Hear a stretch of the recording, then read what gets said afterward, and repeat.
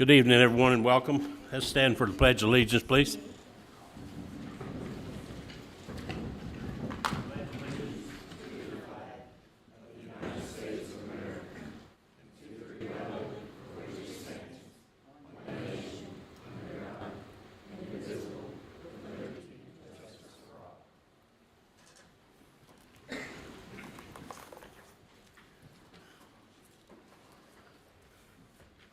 Thank you. We'll have a moment of silence before we call the meeting to order.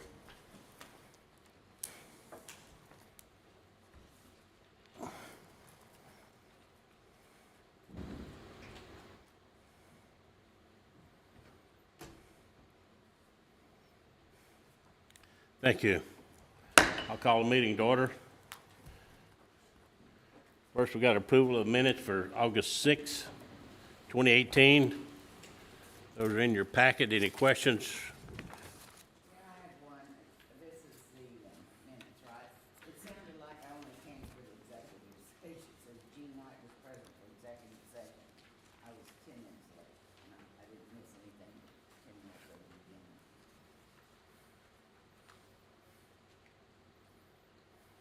Okay. Correction on the minutes. Also, on old business and new business, I brought up quite a bit that day, and there's nothing bad in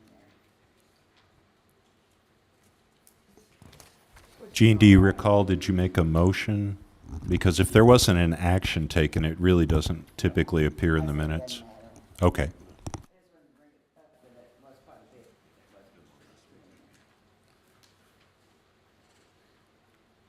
Any other corrections, additions to minutes? Not on.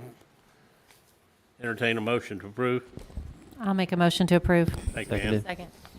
Thank you. All in favor? Aye. Opposed? Abstentions? Motion carries. Thank you. Next is the August 2018 financial report. I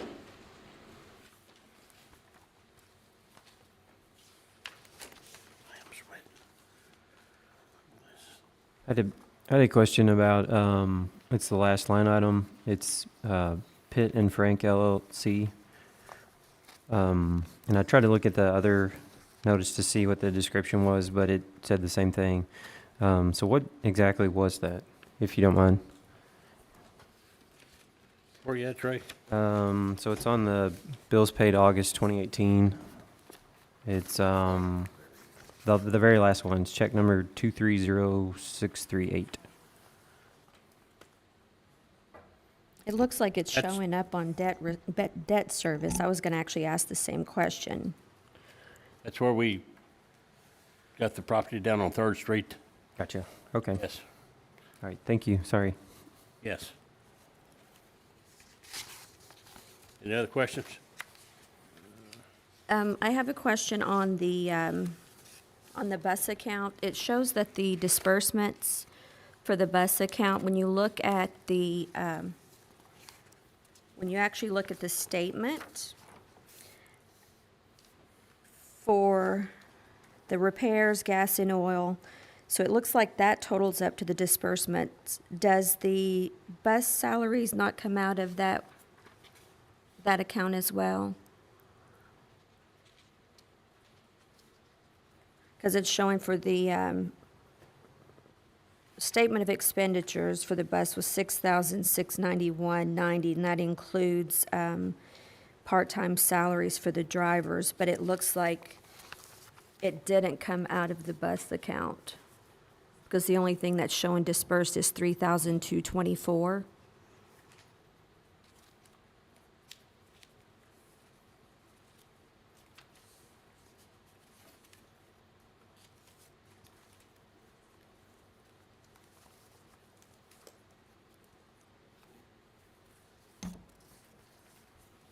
You're looking at the revenue and expenditures?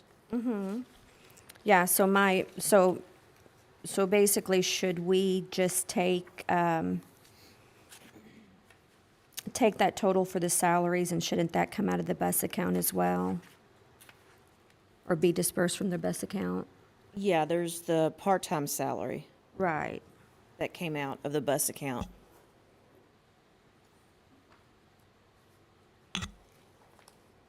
Okay, I'm looking at the bank account, the list where the bank accounts is. It says LaGrange City Bus at Stockyards. Over to the right there, the disbursements. The only thing that's showing came out was the gas, oil, equipment repairs. As far as the salaries on the bus, that would be the journal entry that I do every month because the bus is set up under the general ledger for payroll. Okay, And at the end of each month, that's when I do the journal entries to get it out of general fund and put it into the bus fund. okay, so that amount will come out of the bus fund for salaries? Yes. Okay, it's just not showing on here. Right. Okay, all right, thank you.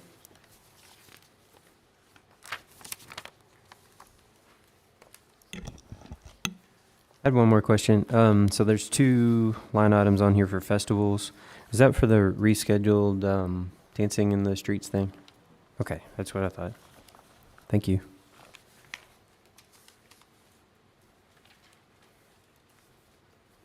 And then I just wanted to ask about our unemployment insurance and our workers' comp. I know when we were working on the budget, we had to kind of play with those numbers for a little bit because we weren't sure what they were going to be. Is that the final numbers for that? As far as the workers' comp for like administration, that number is it for the year. Okay. There won't be any more deductions. Okay.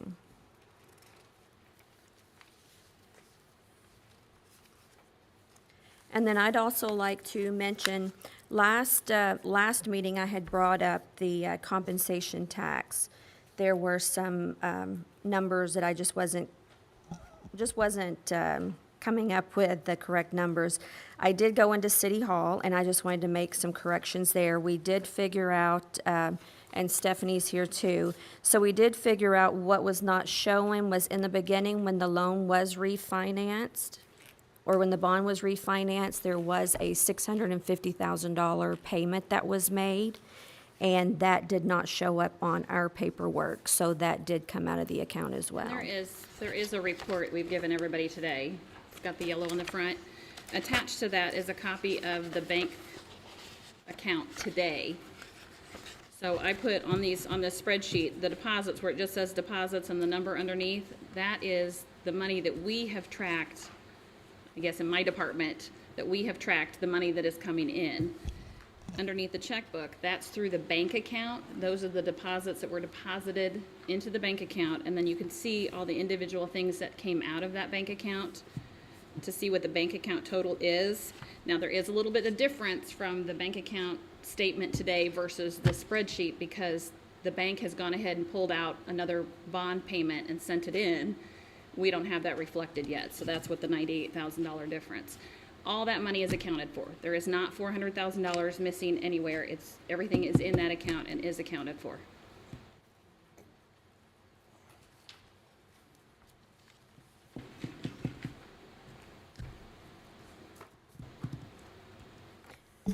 Maybe going forward too, thank you for putting all this together. It makes a lot more sense.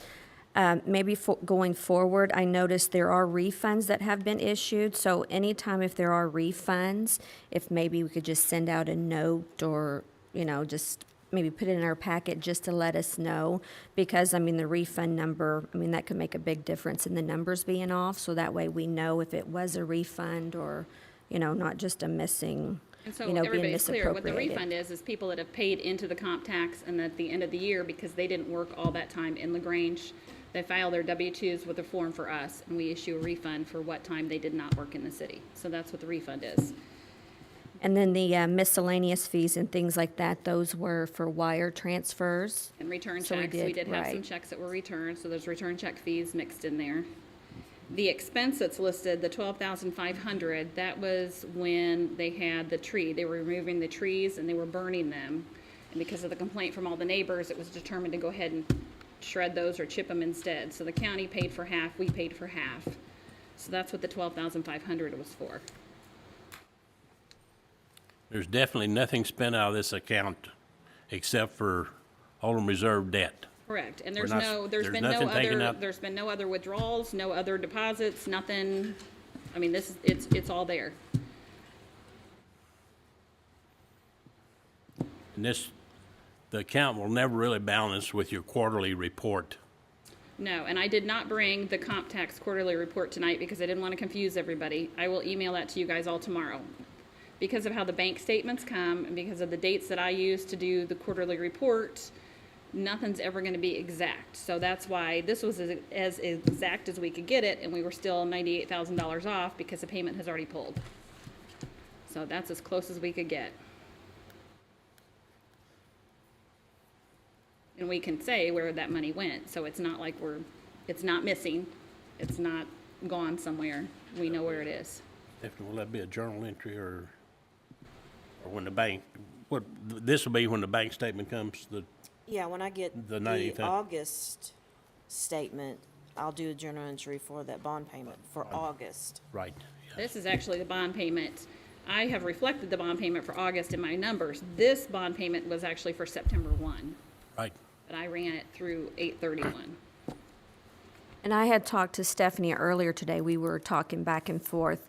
The $650,000 that payment that was made in the beginning when it was financed, that was not showing up anywhere on the information that we got as council. So what was also throwing us off is the bond was for 10.295 million, and then when you looked at where that first payment was due, where we paid the 650,000, there definitely wasn't 650,000 that came off of that.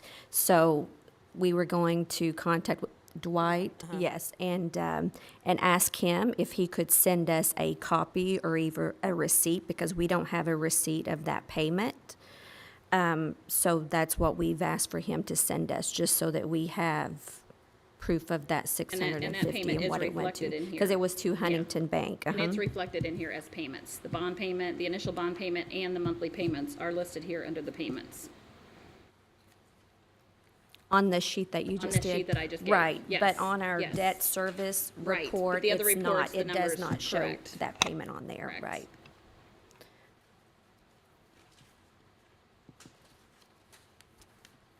All righty. More questions on the comp or any questions for Stephanie? Appreciate you putting all this together, Stephanie. I know Thank you, we've worked on it, so. Any other questions on the financials? Not, I'll entertain a motion to approve. Make a motion to approve. Second. Thank you, Steph. Thank you, Tad. All in favor? Opposed? Abstention? Motion carries. That takes us to the mayor's open remarks. I put about 4 letters in y'all's packets. Just want to mention that. This was been some help with the park board. So we sent some letters out, mailed them out, thanking these people that helped us out, donated their time. So that's the reason that is in your packet. Appreciate it, yeah. We always like to thank anyone that volunteers. It's hard to get somebody to do that, it seemed like, so we did that. Let's see what else I've got. I want to recognize, last month I brought to the council about the Wooden Bucket Award that Grange Utilities was in the top 10 at the Kentucky Rural Waters Association last week. They were added, they were given the top highest honor, the Prestige Wooden Bucket Award. I put this on your, a copy of this when I came in. It's a great honor for LaGrange Utilities. Ted, do you want to say anything? We just want to recognize you and LaGrange Utilities, the board, the commission, your staff, your workers.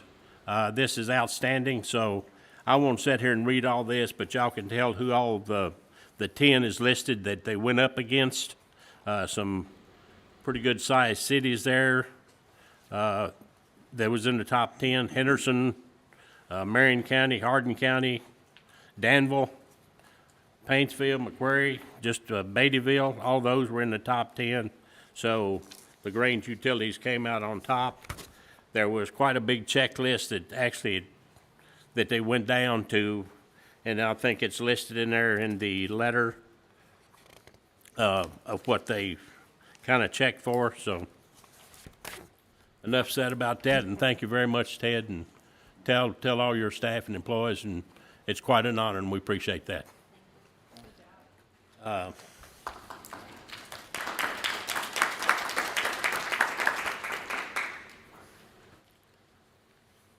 Let's see, I've got one other thing I want to mention.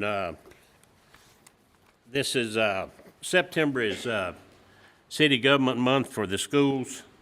I don't, if, this is all in your Kentucky City Magazine.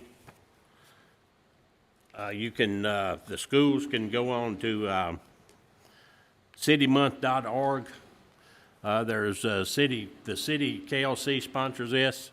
The city government offers 15 teacher accredited state approved lesson plans compatible with the required curriculum. Interactive website is, like I said, citymonth.org. There's student activity and coloring books, anyway, easy for me to say, guide, easy essay writing contests, and opportunity for city involvement. They do this, KLC sponsors this every September, so. And I think that is all for me on Mayor's open remarks. We'll open the floor for public comment. Anybody want to come forward for public comment? No one coming forward? All righty. Next is LaGrange Utility Report. You have that in your packet. Again, all the figures are looking great. Ted, thank you again for all you do to keep it running like this.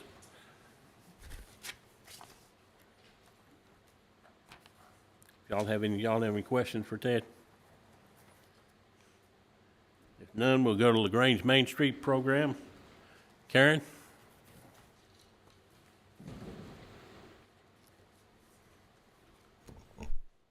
Evening. Good evening, Karen. How are you all? Okay, you've received my report, so I'll just give you some information about upcoming events. This Saturday, the merchants are going to have a warehouse parking lot alley sale. So come out and you can find it all in the little niches. Should be some really neat things from 10 to 5. That'll be this Saturday. Then Farmers Market is this Saturday. It's continuing on even in the fall. Their last day will be October 27th. So they'll be all the next couple of months. This Thursday, the Gallery 104 is having an opening for a show. It's called Wearable Art. You've got to stop in. It's a lot of fun, a lot of imaginative things. And then I found out I've been negligent about telling you about our folk t-shirts. Our Friend of LaGrange, Kentucky is what they are. And these, they were designed by Mike Prather, a local artist. And you can get those at Rainy Day Resale and Prather Gallery for right now. They will be on the website eventually also. Then I had just gotten the Railfan numbers, and for last month, we had 3.6 million minutes watched. That's just in 1 month, and 450,000 people watching. It's amazing. 450,000 people. Now, different people. And no, the average watch time is 9 minutes, which for anybody with social media background, the average, if you get them to watch 15 seconds, that's pretty good. So we have got, this investment is bringing people. I've had 4 people in the last week just say that they were going to come through LaGrange because of it and spend the day. I haven't gotten anybody to commit to staying overnight yet, but at least they're coming in during the day.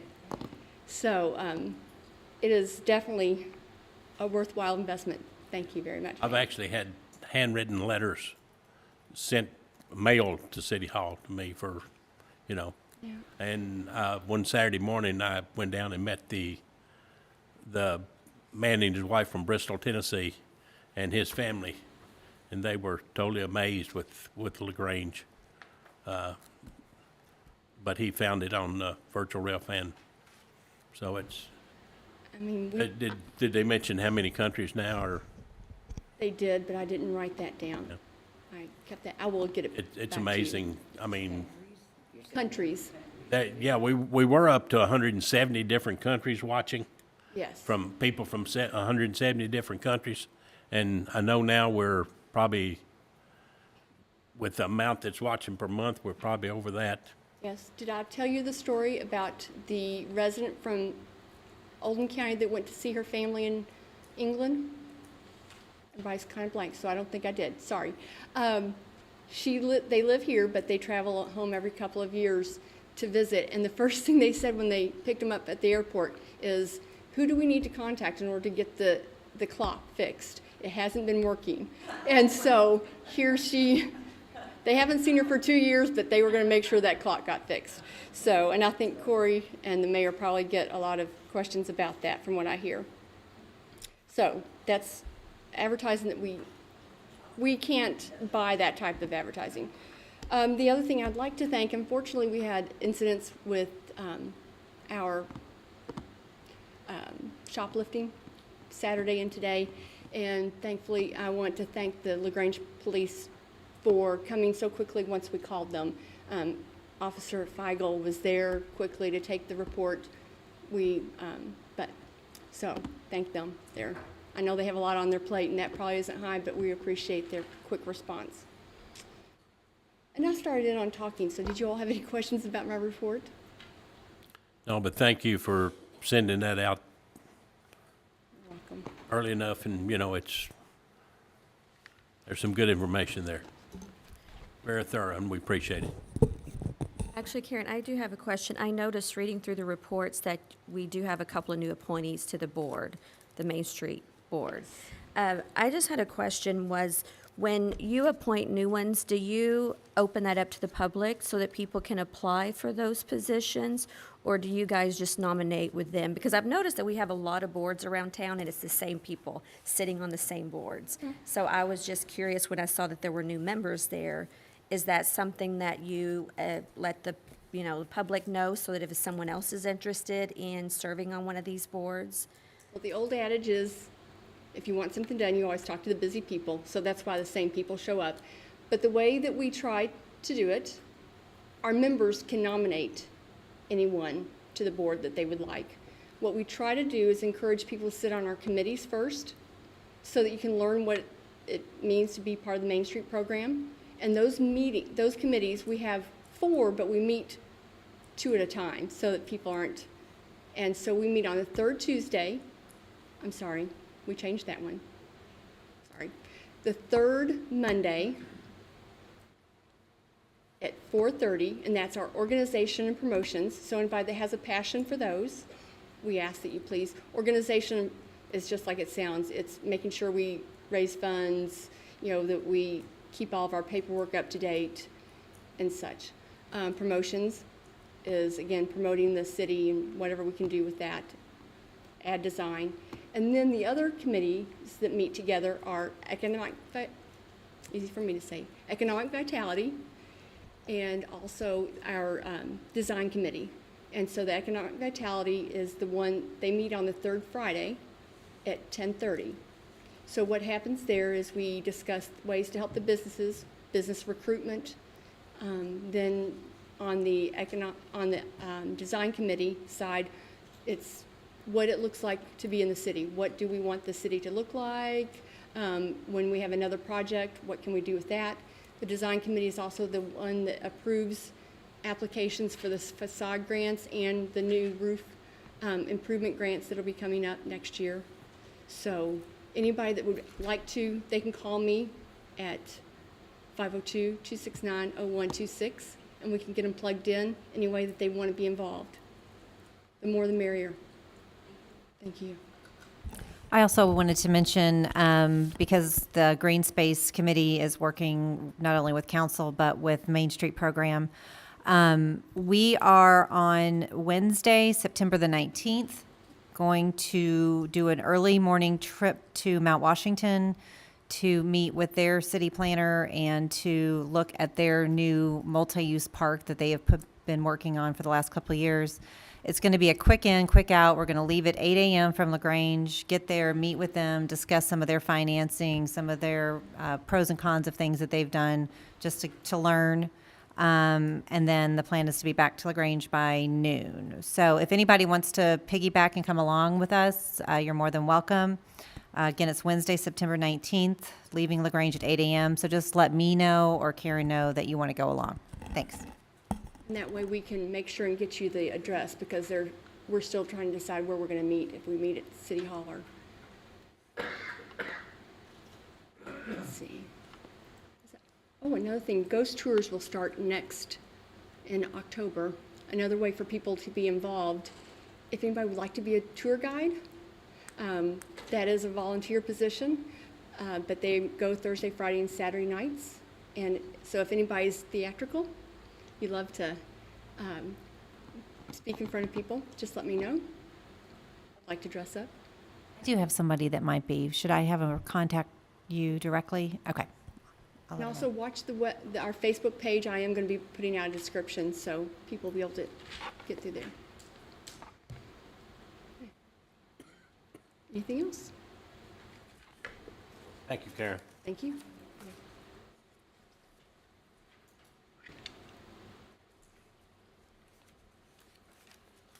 We'll have the second reading, public hearing, ordinance 10, 2018. Steve, if you would, please. Thank you.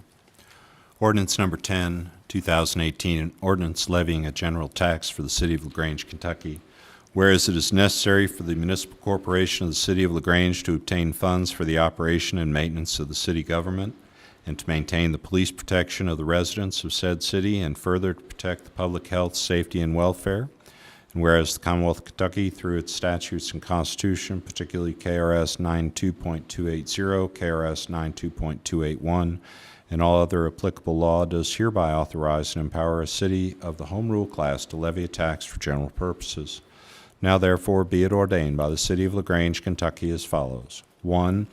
There is hereby levied an ad valorem tax at the rate of 20 cents per $100 worth of real property in the estate of all persons, firms, corporations, or associations having their offices or places of business, or executing any right, license, or franchise within the city of LaGrange. There is further hereby levied an ad valorem tax at the rate of 26.5 cents per $100 worth of all personal property in the estate of all persons, firms, corporations, or associations having their offices or places of business, or executing any right, license, or franchise within the city of LaGrange. This tax is levied for all purposes for the fiscal year beginning July 1, 2018 and ending June 30, 2019.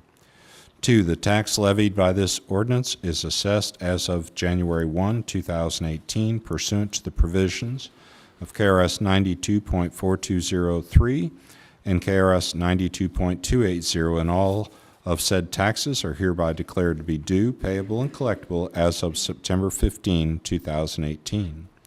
3. Any taxpayer residing in the city may pay tax bill at any time after the receipt, and any amount paid before October 15, 2018 shall receive a discount of 2% of the gross amount of the bill.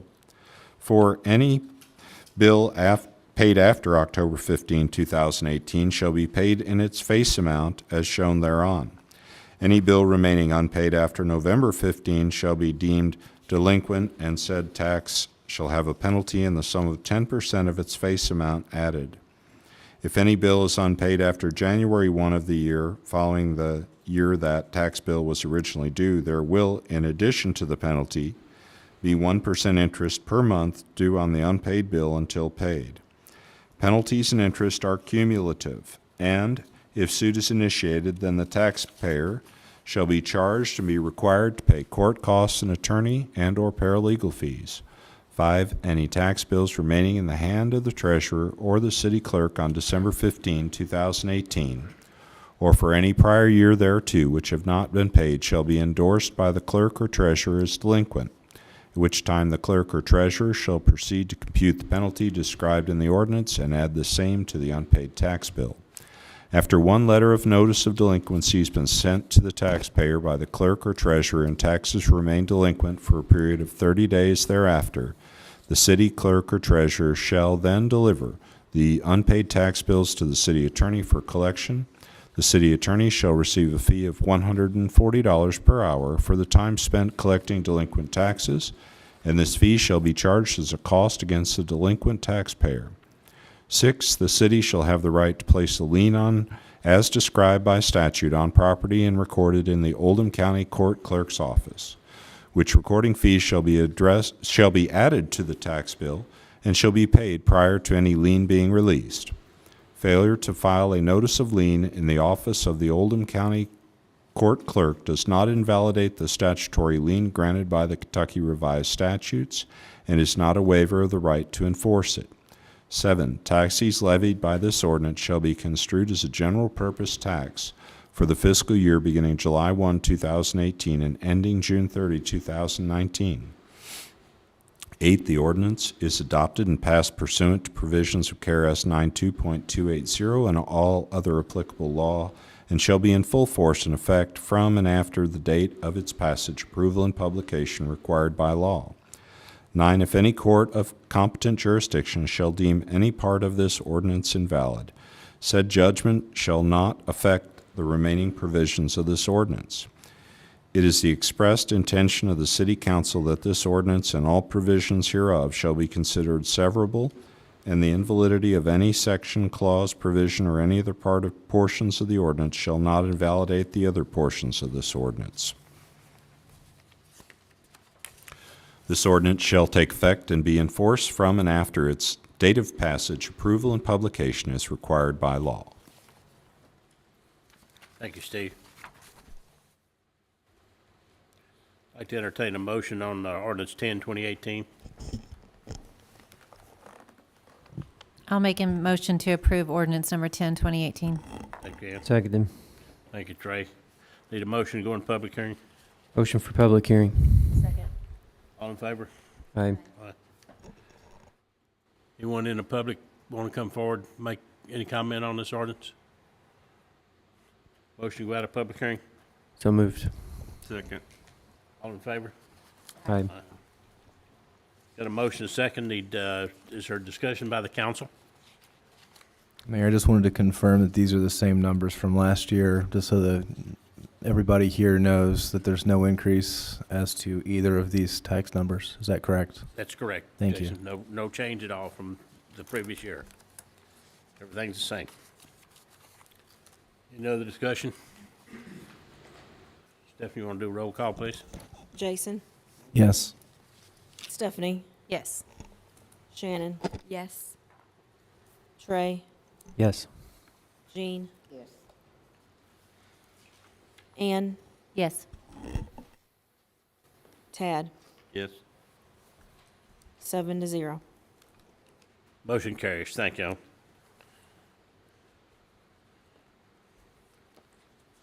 Next, Steve, we got second reading and public hearing ordinance 11, 2018. You would, please? Thank you. Commonwealth of Kentucky, City of LaGrange, Ordinance 11-2018. An ordinance relating to the prohibition of smoking in City of LaGrange.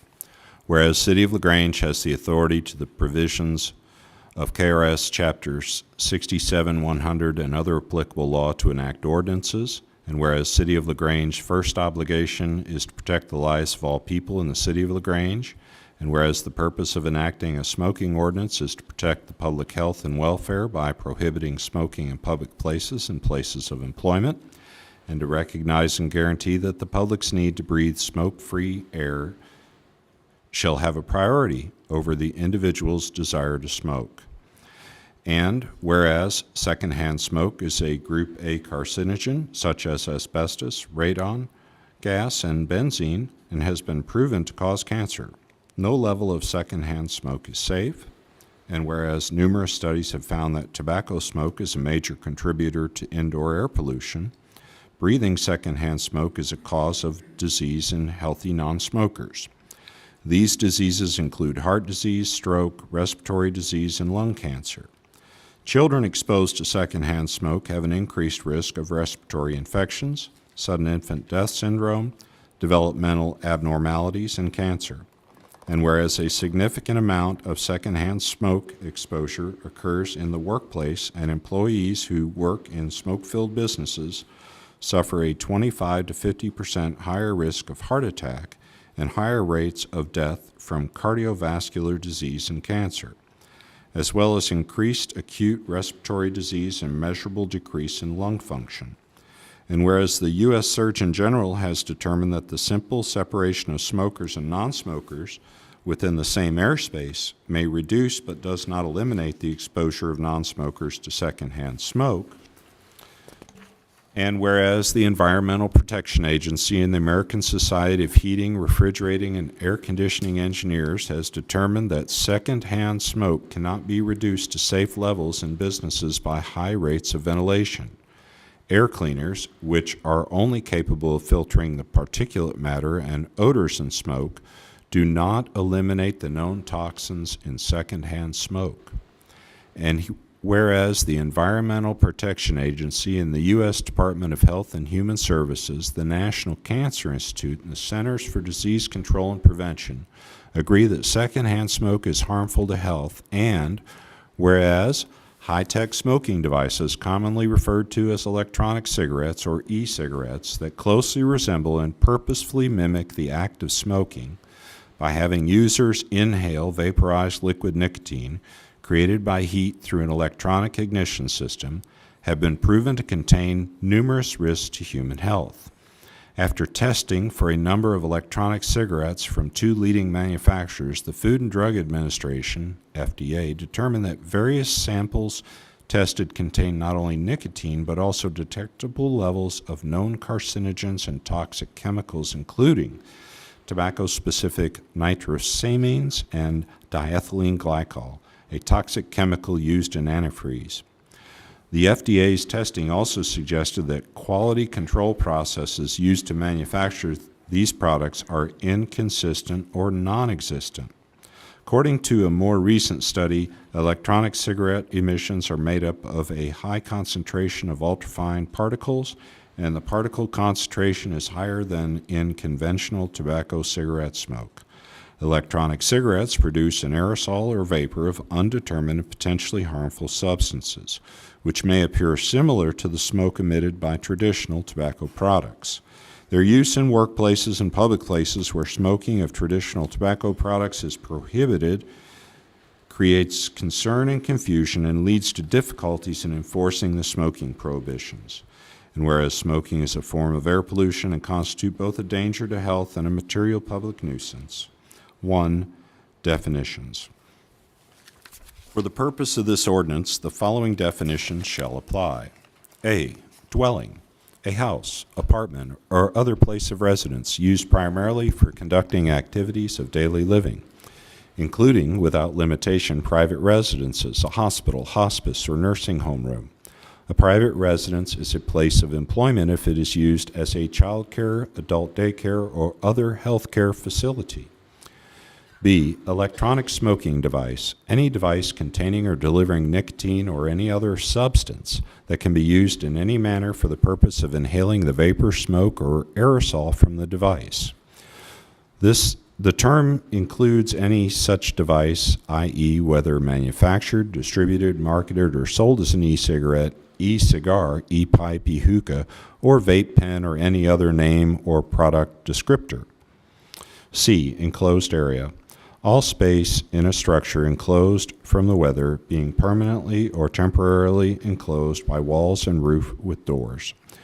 D. Place of employment. Any location, either public or private, where an owner, employer, or employee perform their designated duties.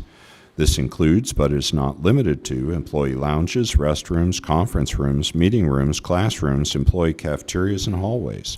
A dwelling is not a place of employment unless it is used as a child care, adult daycare, or health care facility. E, smoking.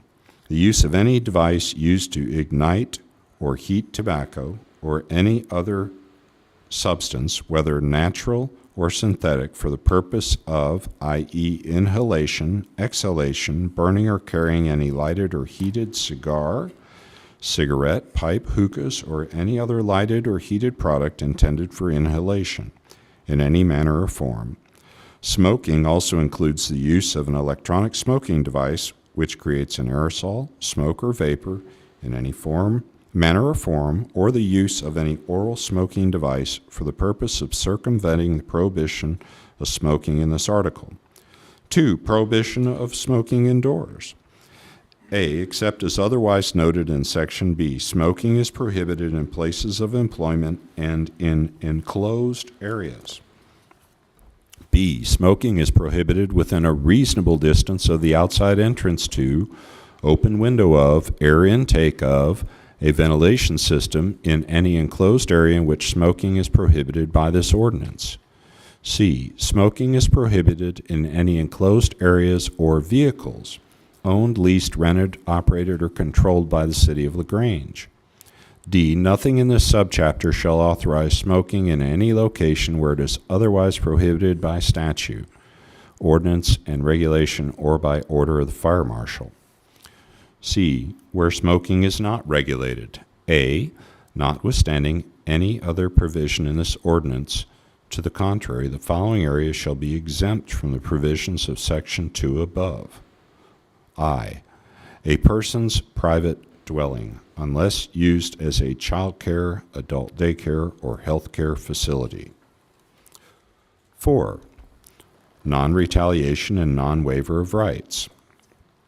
A, no employer shall refuse to hire an applicant for employment, retaliate against, or discharge any employee because they exercise their rights afforded by this ordinance to report in an attempt to prosecute a violation of this ordinance.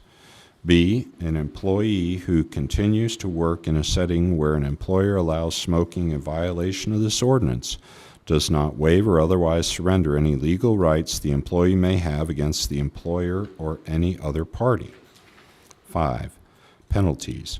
A, an individual found guilty of violating this ordinance is punishable by a fine of not less than $50.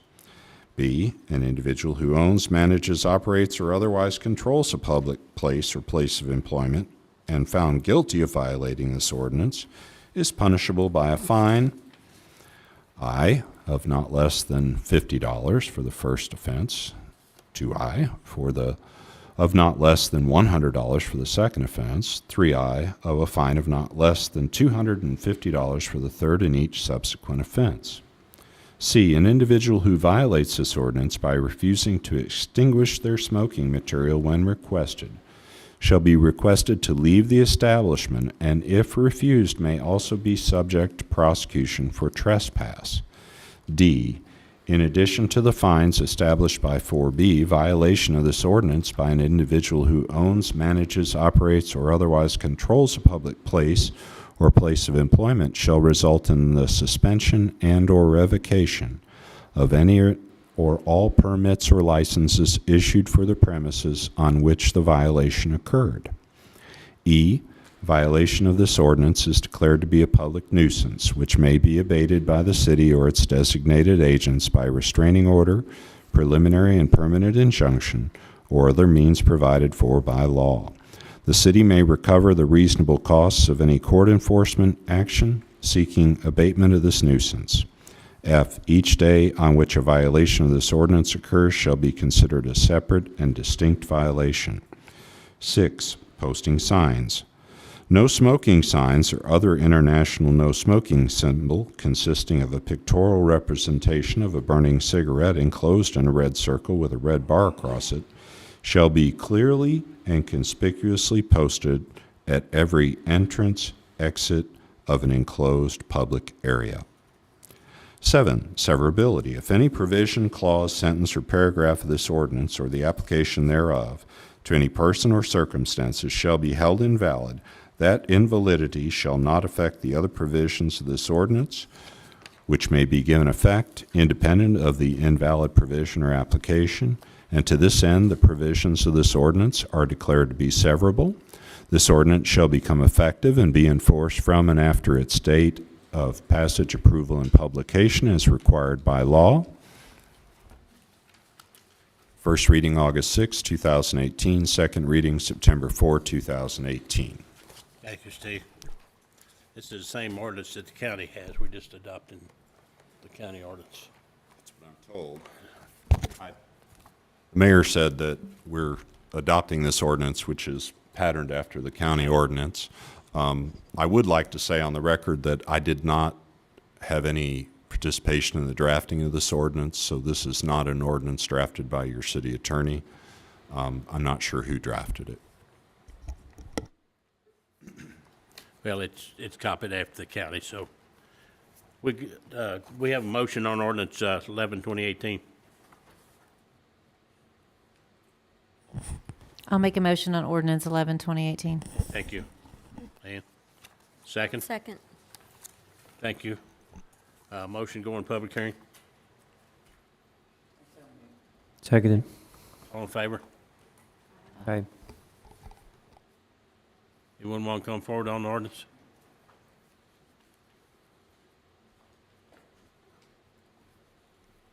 Good evening. My name is Keith Hadley.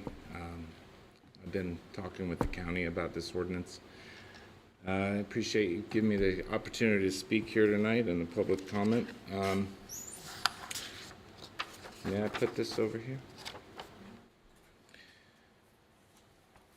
There's been a lot of speculation, a lot of things going around in the media and in the Oldham era, especially in a lot of people saying that that the KSFA was asking for an exemption for vapor products. That was not the case. I've never asked for an exemption for vapor products in the smoking ordinance. As a matter of fact, I commended Oldham County and I commend you all for accepting this ordinance to protect people based on perception alone. I was kind of surprised to see that 60–70% of that ordinance is talking about smoking and all of the effects that we know smoking causes, which is, everybody can agree on that.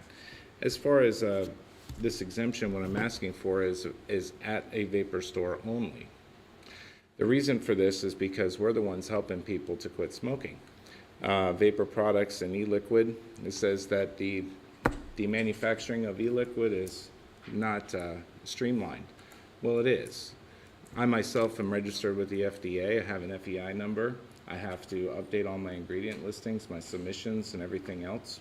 The only thing that's in e-liquid is propylene glycol, vegetable glycerin, food grade flavoring, and nicotine.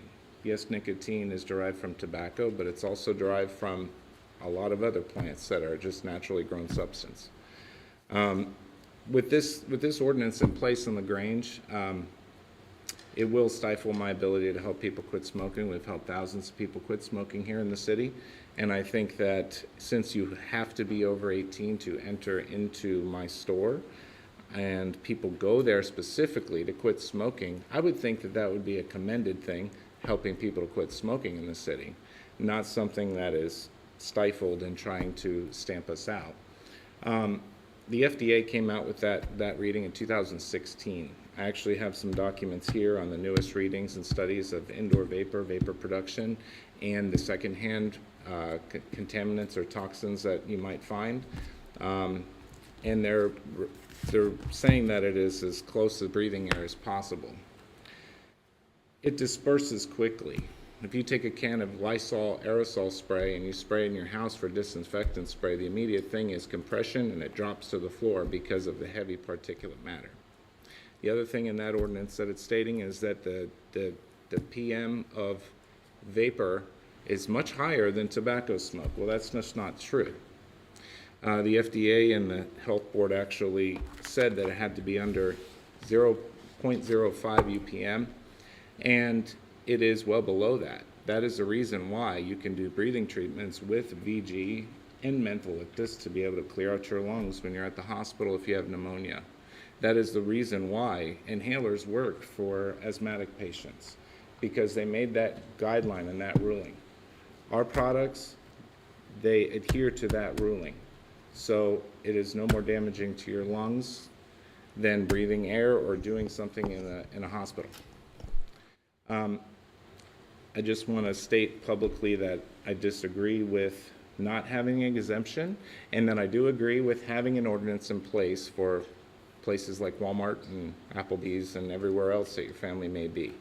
I have 3 kids myself. I wouldn't want to be in a restaurant and not be a smoker or a vapor and have somebody do that around my kids. The fact that this ordinance is going through with proven results without having the proof is quite disturbing to me. When I have proof and evidence and science-based facts talking about my industry, and there is nothing on this end for this ordinance in the county and adopted by LaGrange now. I'd like an opportunity to answer any questions y'all might have on this ordinance, and I'd also like to give you a packet of some of the information that I'm going to be submitting to the county as well, as long as it goes to you. Does anybody have any questions for me? Is your shop the one that's up Yes. close to, well, it's probably the only one in LaGrange. It's next to, close to the Yeah. pizza place, right? Yes, ma'am. So the neighbors, have your neighbors ever complained The neighbor about the has smoke? complained, but he's or- never had anything, he's never been able to speak with me or willing to speak with me to rectify the situation. I've talked with Mr. Powell, put up vapor barrier seals on the wall just to make sure, because it's an old pre-code ordinance of a building. There's never been any communication where we say, hey, this is what's going on. Hey, let me fix that. Hey, thanks for fixing that. So there really is no proof of anything going over there, and in which case there really isn't that much in there. The only time people are usually vaping is when they're testing the flavors, which helps them get off smoking. So to have a vape shop, like I know in a restaurant, in a kitchen, you have to have hoods to, an exhaust hood to bring the smoke out. Are you required in vape shops to have anything like We are that? not required to do that. And the ASHRAE standard stated in the ordinance has nothing to do with vapor products. It's all about smoking products, which is well documented. I have offered to put in an exhaust fan. I've talked with the owners, or the landowners about that. When you vape, it dissipates within 3 to 5 seconds. It doesn't sit there and just stay there like smoking, like cigarette combustible tobacco does. Now, I'm aware of my neighbor's concerns, and I'm aware of his involvement in the community, but I also believe that owning a business and having a business in LaGrange should have the same inalienable rights as any other business would. This is not going to affect my neighbor, it's going to affect my store. And recently, we've had complaints about people following the ordinance and being outside to try the samples and to vape outside, because we've been telling people they can't do that inside. Until this was all worked out, hopefully. Well, as a business owner myself, I have many of my employees that vape, and I am continuously on them because it's become such a big habit, I find, with a lot of the younger generation, that they just pull it out no matter where they are or what they're doing, so. And I can understand that, and I've always told people, especially in the KSFA or when I lecture, when I go to DC and I talk with them, I say, you have to treat it like smoking. But at the same time, it's not smoking, it's not combustible tobacco. And it is a healthier option, so I'm glad your employees are vaping instead of smoking, to be honest. Well, I always hear them talking about, oh, what level of nicotine is that? And I know that there's some of them that you can actually get with, I don't know anything about it, but I guess higher nicotine than even cigarettes, or... Cigarettes have 1.2 milligrams per cigarette. You cross that across 20, that's a lot of milligrams of nicotine in a pack of cigarettes. The bottle of juice that we'll sell to them is, if it's a 6 milligram, it's 0.6% across the 30 ml bottle or a 60 ml bottle. So it's the same thing like a beer. If it's 6%, and it's not each sip, it's the whole bottle, which is primarily why you see people, if they just now quitted smoking, they're vaping more, because they're used to getting that really high dose of nicotine from each cigarette. And it really doesn't provide that to them. Now, there is liquids that you can buy that have higher amounts of nicotine. But nicotine isn't the question here, it's the toxicity. And nicotine itself does not cause cancer. and it's not toxic. Thank you. I can only say that I'm glad this is happening 30 years after I quit smoking. I wish this was 'Cause around when you I were. could see me right now, someone coming up and telling me I could not smoke. It wouldn't have been pleasant. And it is bad. It is so bad. My children used to ask me, please stop, please stop, please stop, and I didn't. But I finally did. And this, what'd you call it? This Vapor. vapor, Yeah. vaping?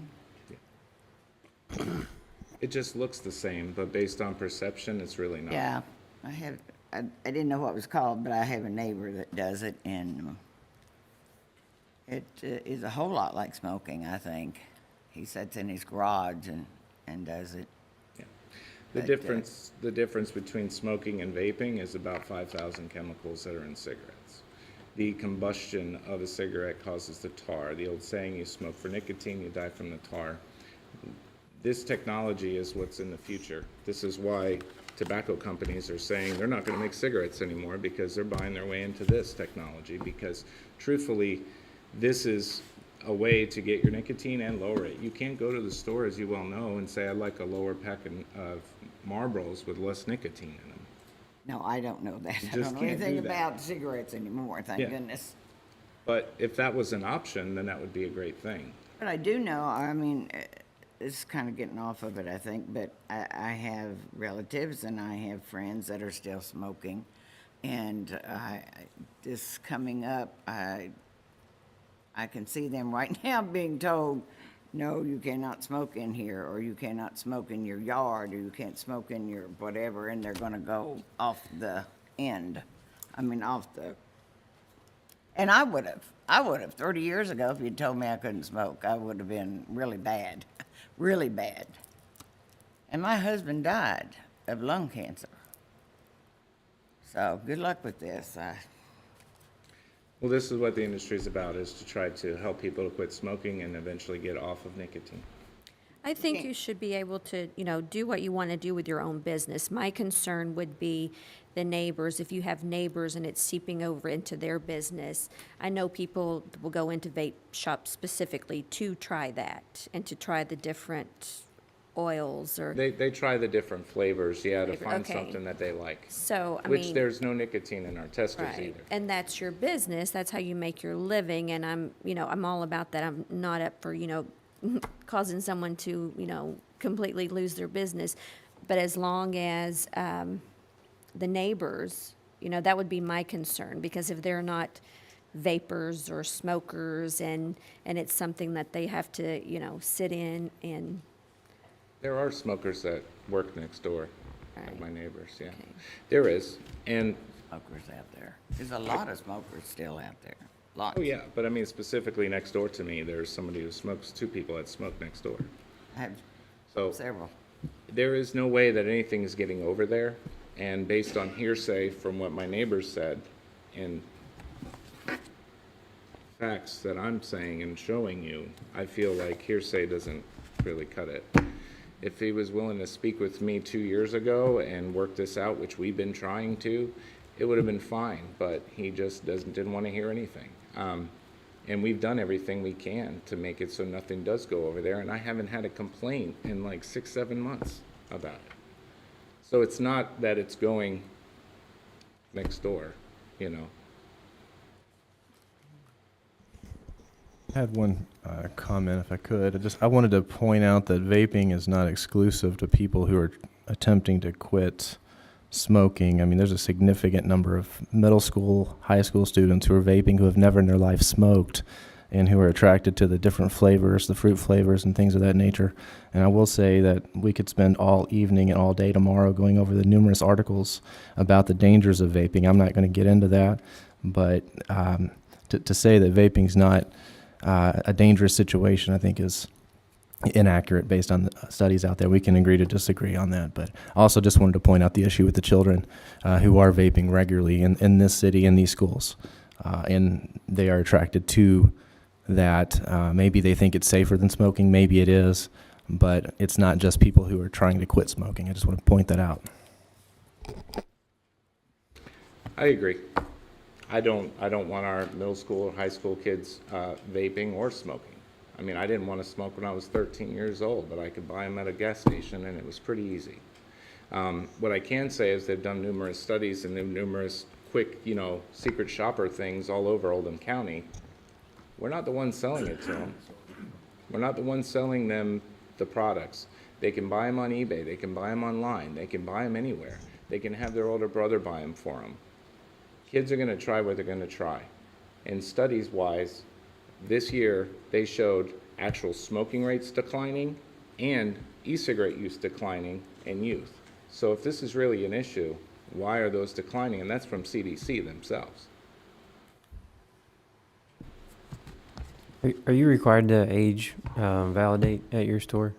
Excuse me? Are you required to age validate the purchaser of your? Absolutely. Okay. Yeah. Well, the whole state of Kentucky is any KSFA member, but we implemented that before 2014 when, forget which mayor it was in Louisville, but he passed that as well, and that was when I only had a store in Louisville. But yeah, you have to be over 18 to be in my store. Or you have to be with your parent, not an adult. So if an adult comes in and they bring their child or a teenager, then that teenager can sit on the couch, but that's got to be their parent. Other than that, I can't kick them out with their kid if they're trying to get their liquid real quick and leaving. I'm not going to do that. But as far as anybody that comes in the store, you're ID'd upon entry or before purchase. So if they even have a question, they ID you. If they don't know you, they ID you. If you look under 45, they'll ID you. And anybody that's not IDing people or anybody in my organization, they're going to be fired because that's my main thing. I have 3 kids. I don't want them to vape. I don't want them to smoke. That's mandatory. So this exemption is what I've been asking for the county is not misrepresented as being vaping indoors and vaping everywhere. The recent survey even said this exemption will allow vaping indoors. And that is not what I've been asking at all. I've been asking for just the retail stores or a business that procures 75% or more of their income from ENDS units or vapor products. Louisville passed the same thing because they didn't want to hurt businesses. Lexington did the same thing. So by able to keep these stores operating in the city, you're able to stop kids from getting these products by having to go into a vape shop. Now, if they go to a gas station, I can't stop that. But, I'm supporting Senator Alvarero's bill to ban vaping on public school grounds, any school. Doesn't matter if you're in college. He's promoting for that. And I've had several meetings with him saying, we need to do this. Like, you're not even allowed to vape in your car to go pick up your kid on school property. Because we don't want them to see it, to think it might be cool. But you can't control what adults are going to do or what they want to do. Just like I can't have an opioid addict quit opioids unless they want to do it. I can provide them a treatment center, but I can't force them to do anything that they don't want to do.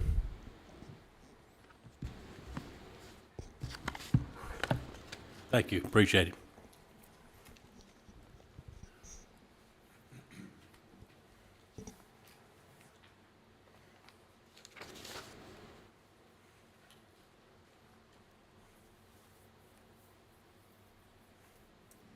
I would just like to reiterate that the ordinance that's in front of you is exactly what the county has in place right now, word for word. For the record, there are, that I know of, 2 people that have filed for exemptions with the county for this ordinance. The reason we did not ask the city attorney to draft this ordinance for us was because he is one of the people that has applied for the exemption for the ordinance. I have received numerous complaints for the adjoining business that is up against the vape shop. The first one that I know of was back in February when I first started, and at that time there was no county ordinance. There was nothing we could do. The owner has called several times, especially in the mornings when they come in and work and they open up the doors. They said the smell in there is very, very strong and they have to open it up to air it out. I can't quote you any statistics, facts, anything like that, just based on what goes on in there. I have been in there several times for unrelated issues, and I have asked, do you have incense burning? What is that smell? And they said, no, it's the shop next door. So there is some carryover for the smell. It is carrying over next door. When the county ordinance went into effect they called in a complaint. I responded to the shop, gave them my card, said, hey, you can't do this in a shop. You're very well aware of what the ordinance is. Since that time, they have now set up some sort of partition, so when you drive by, you can't see into the shop to see if anybody's vaping. So short of sitting in there the whole time they're open to catch somebody doing it, you know, we just have to rely on the fact that hopefully they'll hold themselves accountable and not do that. But again, it's the same ordinance that the county has in place. Nothing different. We're just enacting it as our own. And so just for clarification, this is currently in effect within the city limits of LaGrange. Yes, it is. We're just putting it in effect for ourselves in case the In case county the changes If something. the county changes things, they can change whatever they want, but this way we have control over what happens in our city.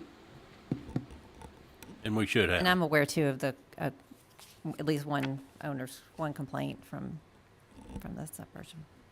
Has there been any discussion about an exemption from the standpoint of a completely freestanding building with its own ventilation and some type of minimum requirement from other businesses? That's, I mean, that, as far as I know, I don't know what they have proposed. For where it stands right now, it's not working.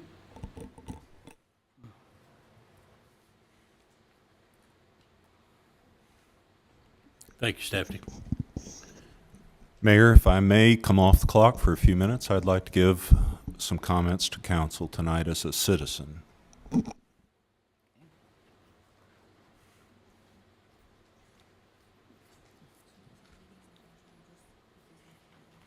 That's right. Keep track. Good evening. We said it tonight when we started, liberty and justice for all. The problem is sometimes we say it and we don't understand it, and that's okay. There's been a misstatement made tonight. I did not and have not asked the county for an exemption to their ordinance on smoking. What I have asked them to do is to restore an exemption under their prior ordinance. I'm not asking for something new. I'm asking for something that was common sense and clear to be included in their law to be restored. And that exemption was a tobacconist's exemption. If you sold tobacco and you had a store for tobacco sales, you could smoke in the store. Did you know that that was an exemption that existed in your county within the last calendar year? Did you know that? A lot of you probably didn't. The other thing is that in Kentucky, to date, the legislature has chosen not to get involved in this because they've left it to the sound discretion of counties and cities to decide if they're going to have a favorable business environment to tobacconists or not. And tonight you're faced with that choice. Because if you adopt this particular ordinance, there is no exemption that existed previously included in your document. Now, I have been before the Public Safety Committee meeting. I've been before the Economic Development Committee meeting, and here's how it went with the county. Steve, we hear you. This is economic development. We hear you, but you need to go to public safety. This is a public safety concern. Well, I'm sure it is, but it's a business concern. And I'm serious about that. It's a business concern. When I went to public safety, they said, well, we hear you, Steve. We understand that other states have decided that on a state level, there needs to be some common sense brought to this. Michigan and Indiana in particular have state laws that say municipalities and counties cannot prohibit cigar bars. They have guidelines for what qualifies as a cigar bar, but a cigar bar can be a cigar bar, and you can go in there and you can smoke like a grown woman or a grown man, and you can enjoy yourself and have pleasure, and you can decide whether or not you want to do that. And if you work there, you decide whether or not that's where you want to work. Liberty, remember that? Liberty and justice for all. Liberty for the customer, liberty for the business owner, liberty for everyone involved in the transaction. But the county has decided now they don't want that exception, and I have to be put on hold some more. The city is now saying, well, we're going to pass the law too, just like theirs, without that exemption. Well, let me ask you this. What happens if I succeed at the county level? What if they say, it's okay, you can have, if you're a tobacconist, you can smoke in your store, and your customers can smoke there too, enclosed. So you don't have to be ashamed and go outside only in good weather, and in the wintertime, you guys have to close the club, because it's just too cold outside to smoke, and it's a shame that we have to put you out there, but that's your choice. Either smoke in the cold, or you can't have your club and your fun. Well, I guess I'll have to come back here, again, as a citizen, not as an attorney on behalf of the city, and speak again about why this is a good idea for LaGrange. I can tell you truthfully that I've looked at several sites in LaGrange to do what I'm suggesting. And I've had several people very interested in renting me space to do just what I've suggested. But I've had to put that on hold because I don't know what's going on, first of all, with the county, and second, now I don't know what's going on with the city. So instead, I'm taking some of my money now and I'm investing it somewhere else. But I still have money, and I'd still like to invest it. And, oh, there's my friend Keith. You know what? Keith makes money off of this. Did you know that? Did you know he makes some money off the business he's in? I make money off the business I'm in, too. And I'm not ashamed of that. That shouldn't be something to shut us down. No, it should make us stand up. We have liberty and justice. We should stand in front of you and say no. Make a reasonable exemption. Don't let common sense leave the building when you do this. This is a one-size-fits-all that doesn't fit the situation. It's not fair. Think about it before you vote. Think about, what if this was you standing on this side of the podium tonight? I want you to at least consider it. Everybody should have an opportunity to hear from both sides. This is just one more thing to consider. I offer this to you not as counsel, but as a citizen and someone who has a business in LaGrange and would like to do more business in LaGrange. Thank you, and I'll return to my role. Thank you.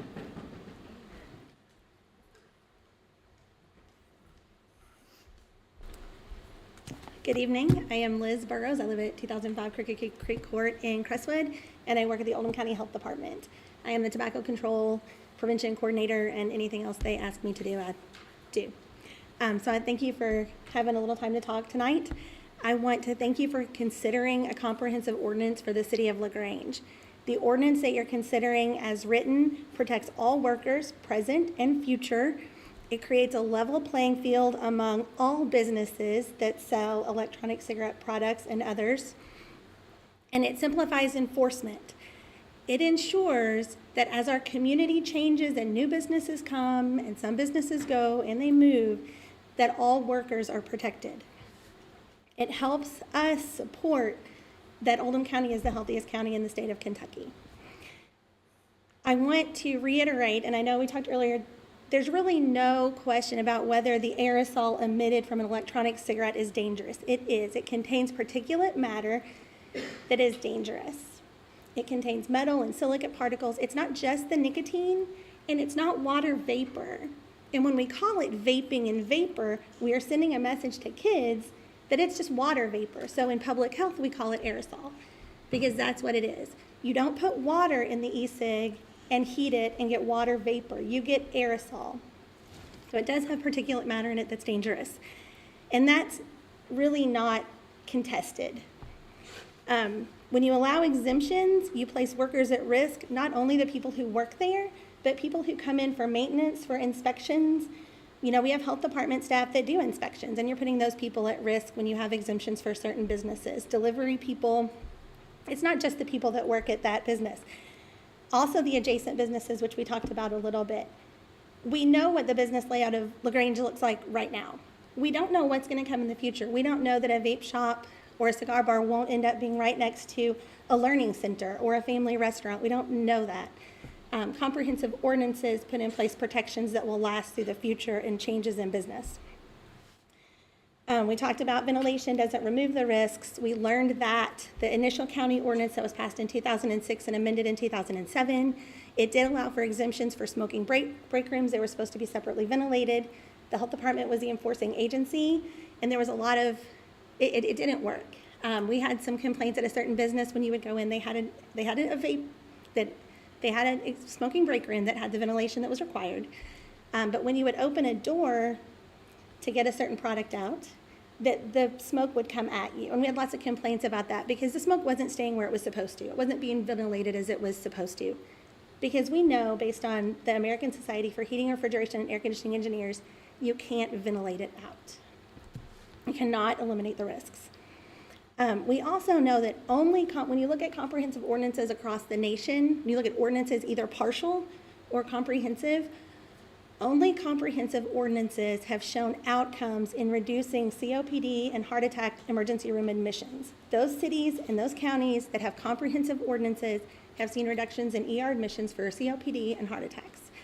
Those counties and cities with partial ordinances have not necessarily seen those significant reductions.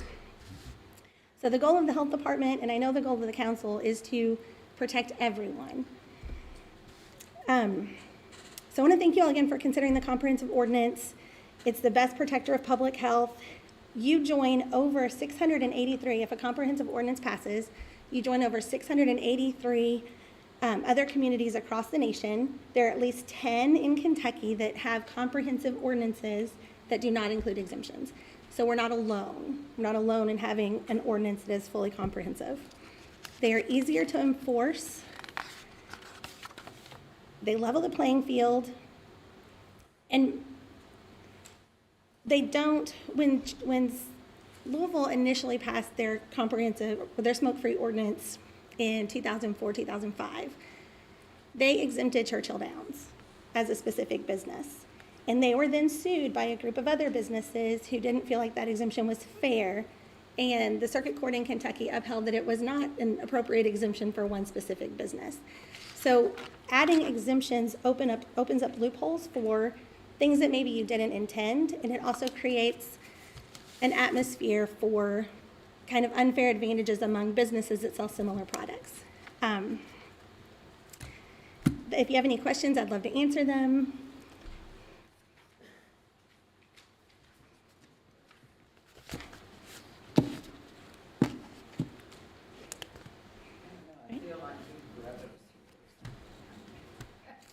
I have a question for you. Yes.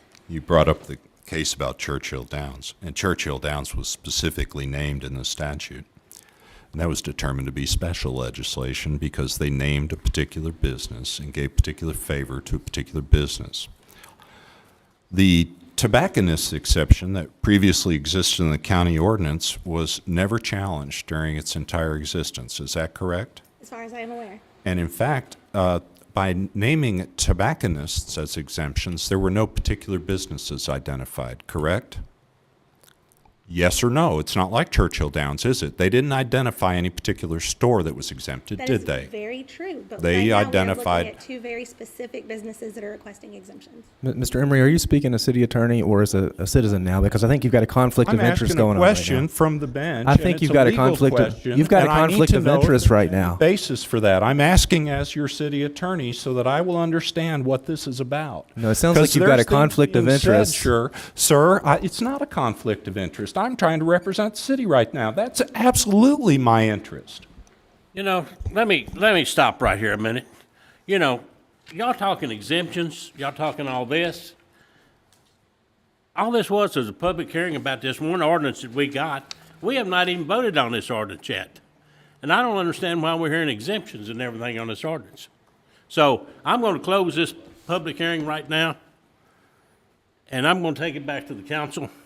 So I will ask the council if y'all have any discussion on this ordinance. Well, yes, I'm sorry, we need to go out of public hearing. I so moved. Thank you, Gene. Second. All in favor? Opposed? All right, we're out of public hearing. Now then, we've got a motion and a second on this ordinance. This has nothing to do with an exemption. You know, this conversation started. So if y'all want to have discussion on the ordinance, we'll, with the council, we can do that. If there's any questions on it in discussion, if there's not, then I'll call for a roll call. I'd just like to say, and I'm going to kind of reiterate what Jason said. I know through my work and through my personal experience with 2 middle schoolers and a high schooler, vaping, specifically juuling, is increasing all of the time among kids. There is a perception that it's safe. It's highly addictive. One Juul stick has as much nicotine as an entire pack of cigarettes. These kids are able to sneak it within the classroom, and I realize that's a whole different issue, but it is a problem. I think it's feeding an addiction that then once they become 18 and then can walk into a store to purchase. And I also know from a business standpoint, the effects of having something next door to you, even, you know, I'm a non-smoker, and I can tell if someone has been in my house that smoked a cigarette 5 hours ago. I can smell it. It's something that I'm very sensitive to, and so, you know, as somebody who would have a business next to a vape shop, you know, I can guarantee that I can smell the different odors and aromas that come through. I don't even like air freshener, so I really would have a problem with that. I don't like smoking anymore myself, but again, I'll have to say I smoked for 20 or 30 years. It was 30 years ago. But I don't feel like I have the right to tell other people to smoke or not smoke. We're not telling them that. We're just saying they can't smoke in that store. Well, that's what I mean. Because it affects their neighbors.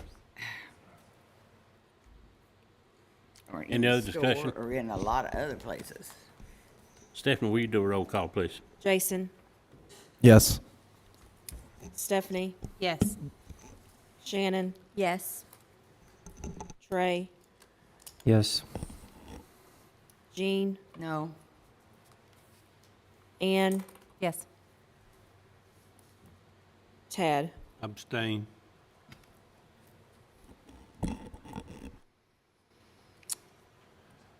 Five yes, 1 no, 1 abstention. Motion carries. Thank you.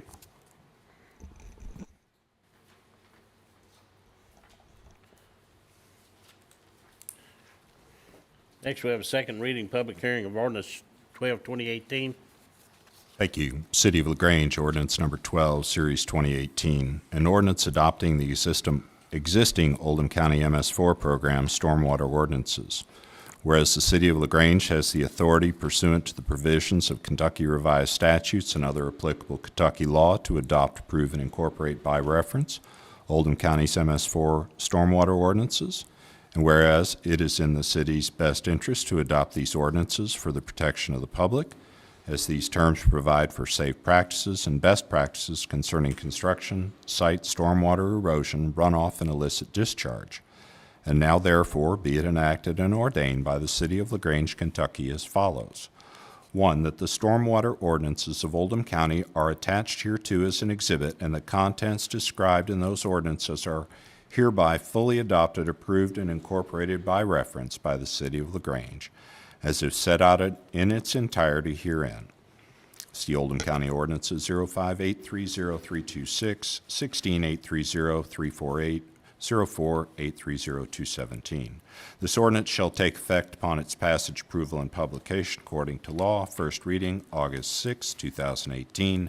Second reading, September 4, 2018. Thank you, Steve. I entertain a motion on ordinance 12. Motion to accept ordinance 12. Thank you. A second. Second. Motion to go in public hearing. Motion to go to public hearing. Seconded. All in favor? Aye. Anyone want to come forward on this ordinance? Motion to go out of public hearing. Motion to go out of public hearing. Second. All in favor? Aye. Opposed? Thank you. We, reason we're adopting this, we have never adopted ordinance. We actually had an agreement with the county. So I get a notice from MS4 coordinator out of Frankfurt, and she gave me 60 days to for us to adopt the ordinance from the county. It's a must, so if y'all got any discussion on it, that's the main reason we're doing this. So, if there's no discussion, we'll have a roll call. Jason, Yes. Stephanie, Yes. Shannon, Yes. Trey, Yes. Jean, Yes. Ann, Yes. Tad, Yes. 7-0. Thank you.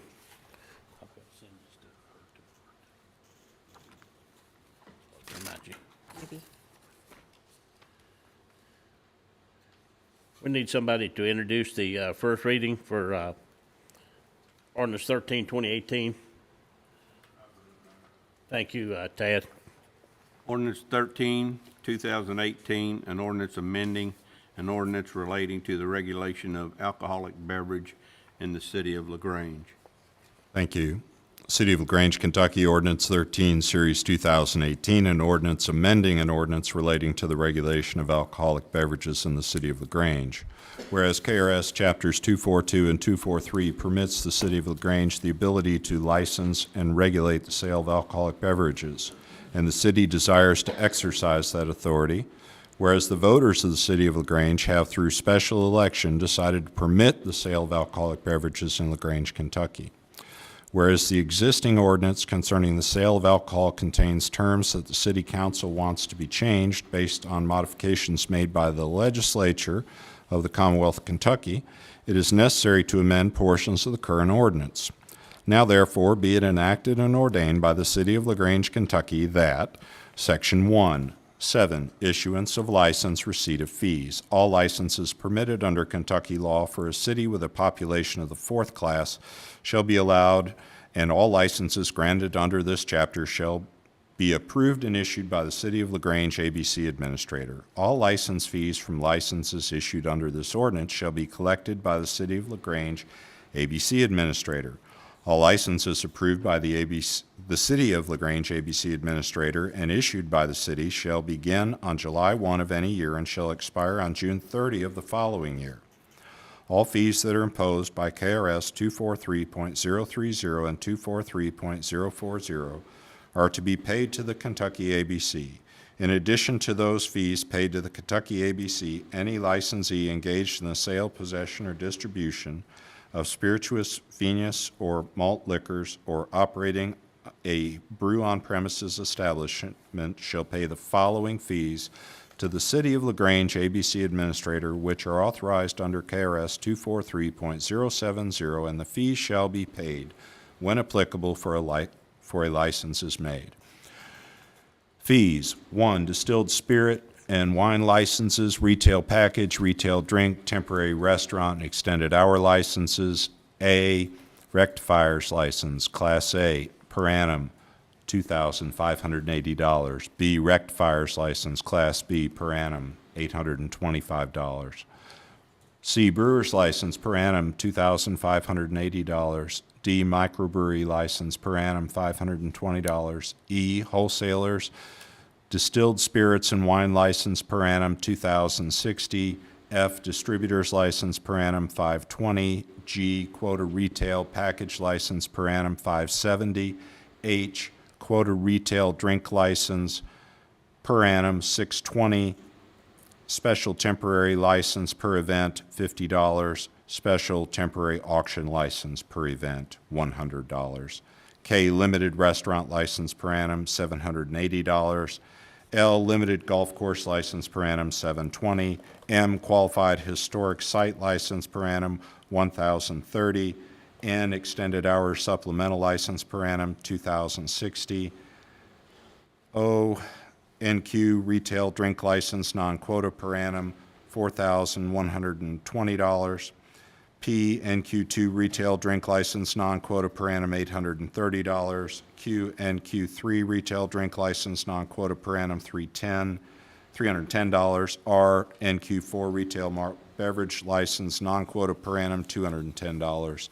S, secondary non-quota malt beverage retail package license per annum, $50.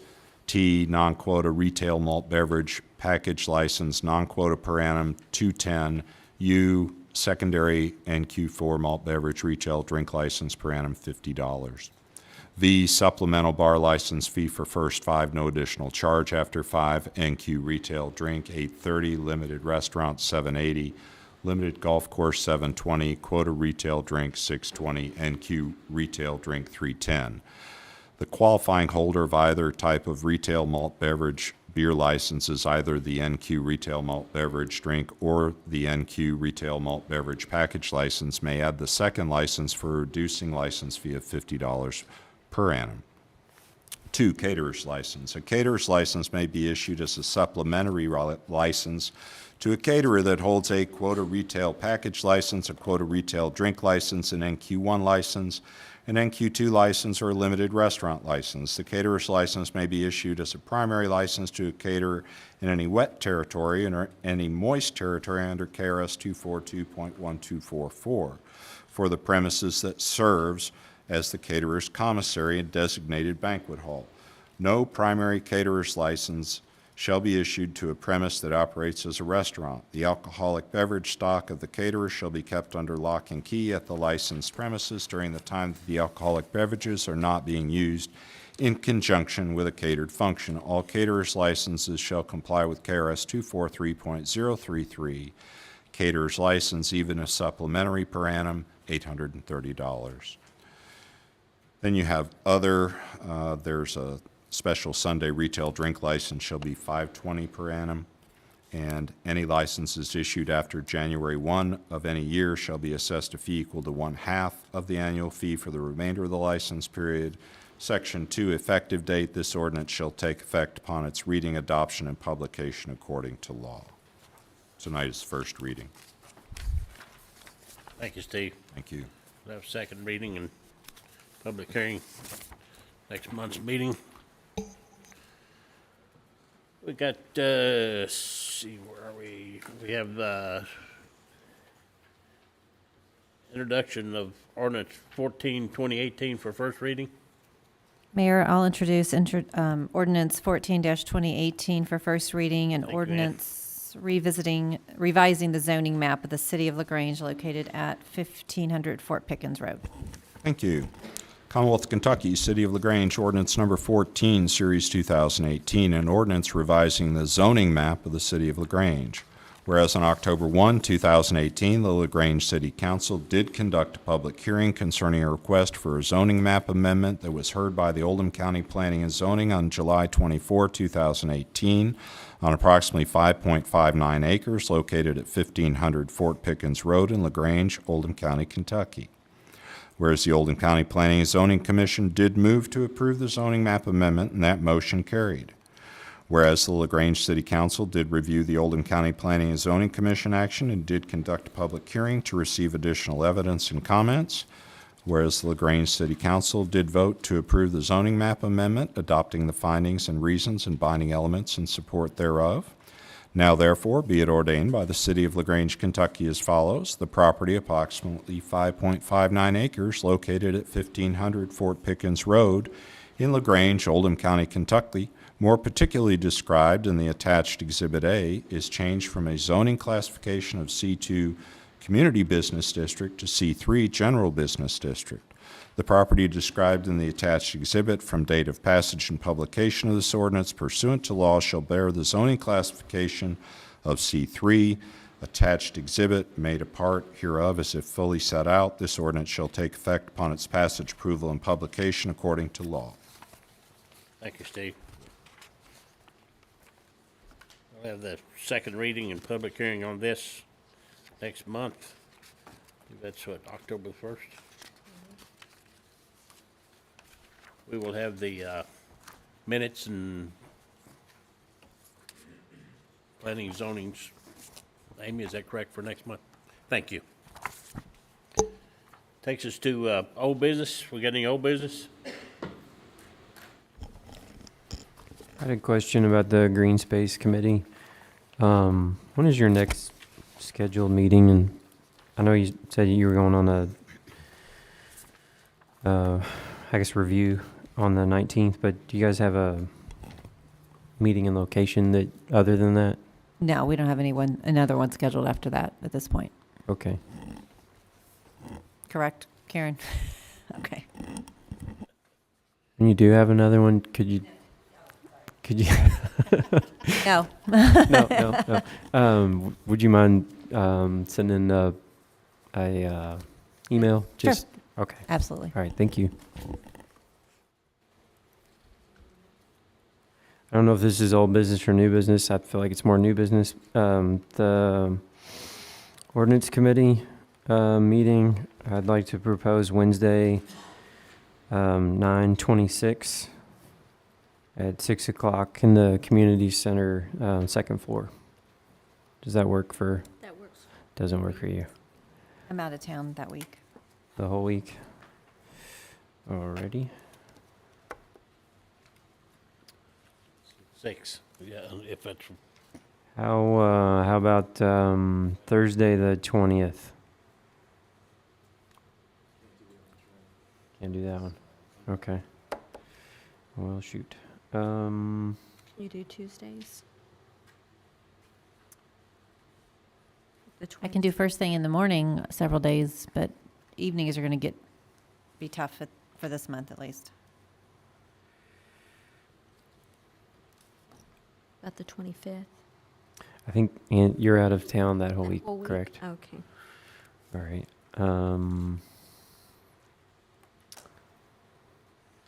Does the 18th or 19th? I know you have a meeting. Well, 18th is fine. 18th, does that work for everyone? I'm good on the 18th. Does it work for you, Ann?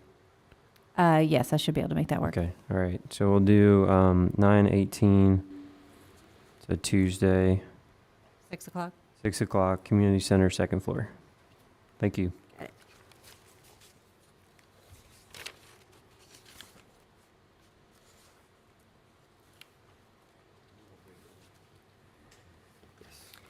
Something I wanted to bring up, this is going to be new business. This is the time that there's a lot of grants out there that are available, and I just wanted to bring something up. This would be something that the citizens would have to do. I know we have a lot of potholes around the city that need to be fixed. There's actually a Paving for Pizza grant from Domino's that is going to be available. And the deadline to file is December 31st. So if there's any citizens that would like to go on to pavingforpizza.com and nominate the city of LaGrange for this, and maybe we can get some grant money to help us with our potholes. Can that be put out on social media? Not yet. I just found this one today. Okay. Mayor, this is under new business as well. An introduction of Ordinance 15, Series 2018, an ordinance of the City of LaGrange, Kentucky requiring registration of certain rental properties. thank you, Stu.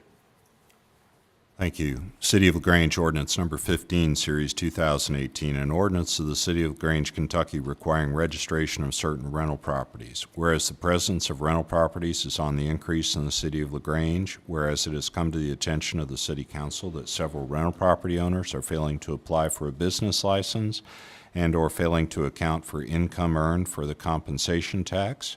Whereas it is also important to know how to contact owners of rental property in the event of an emergency. Now therefore be it ordained by the City Council of the City of LaGrange, Kentucky, Section 1, Purpose. It is purpose and intent of this ordinance to establish a rental property registration to apply and enforce other ordinances of the city, and to establish a contact information list in the event of an emergency. Section 2, Definitions, as used in this ordinance. A, rental property means real property leased by a property owner or owners to others for compensation, whether short-term or long-term.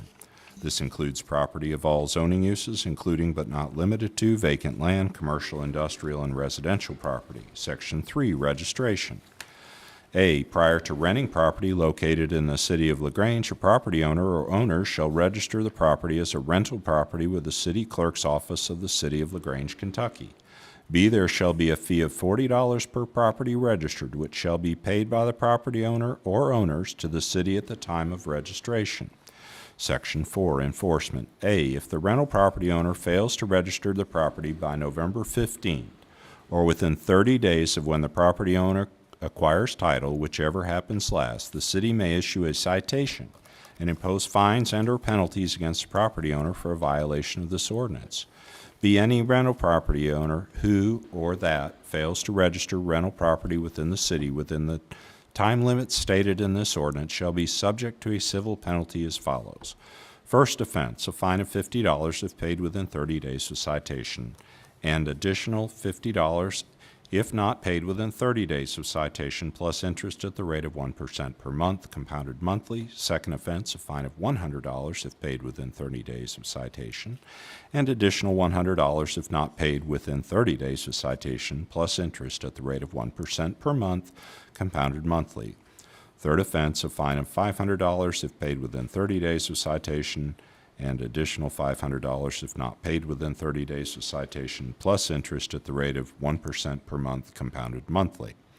If a civil action is filed to collect an imposed fine and/or interest, or for equitable relief, then attorney's fees and/or legal costs incurred by the city shall be recovered from the violator and awarded by the city to the city by the court, Section 5, this ordinance shall become effective upon its passage and publication. First reading September 4, 2018.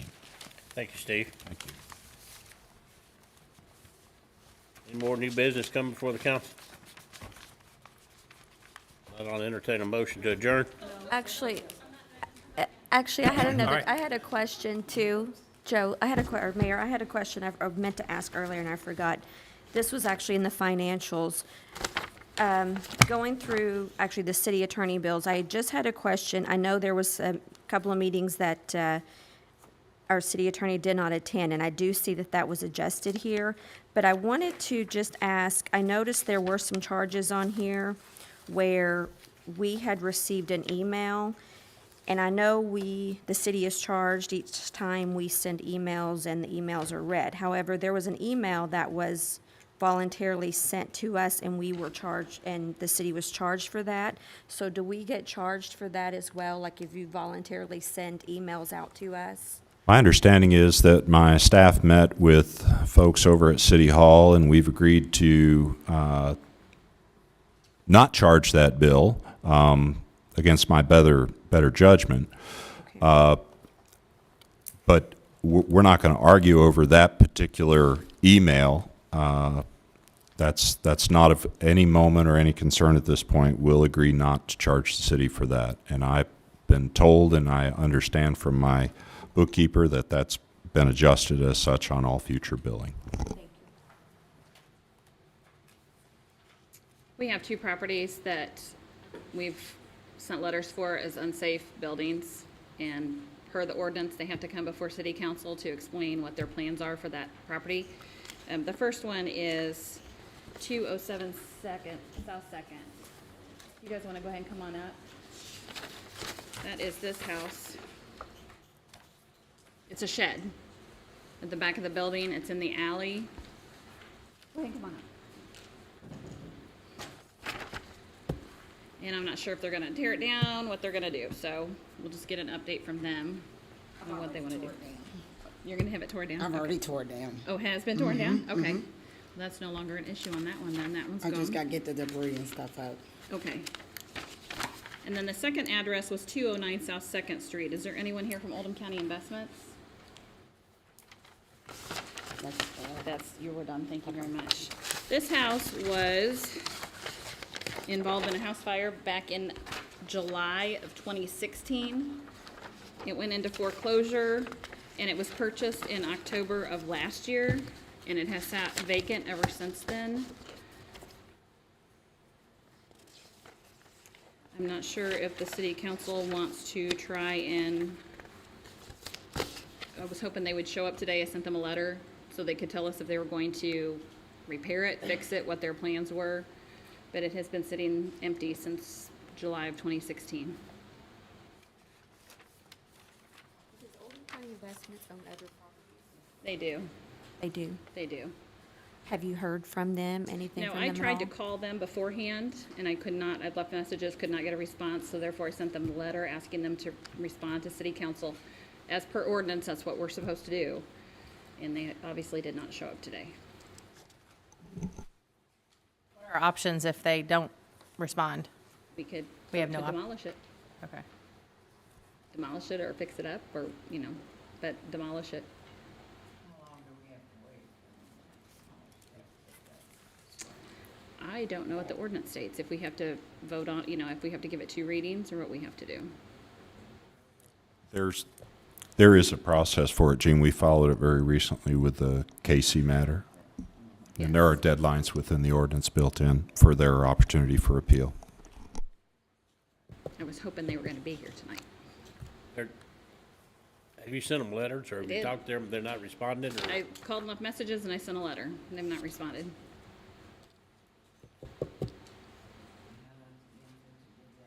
It has to be before 10 days, but not more than 30 days.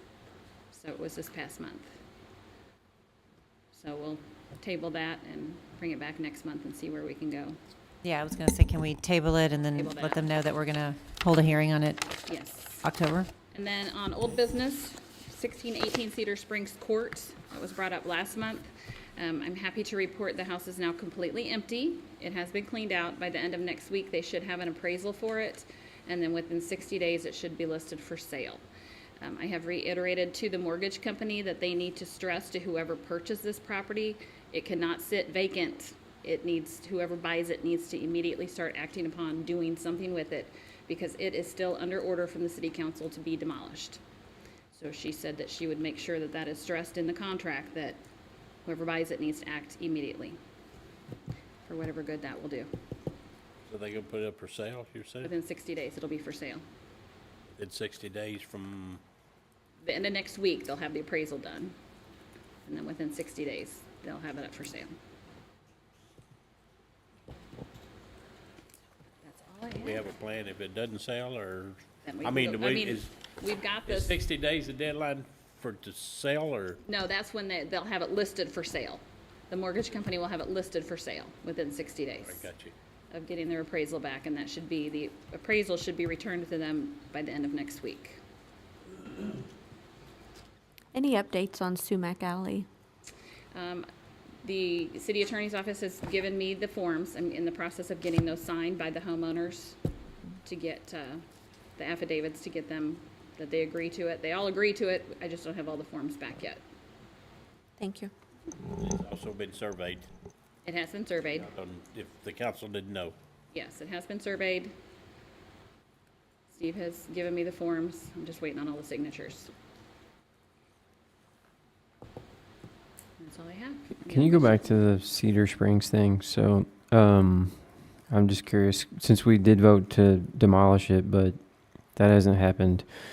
So, now if it goes up for sale and somebody purchases it, and as far as what we voted on, would that have to be stricken so it doesn't get torn down? I think they need to come back to you.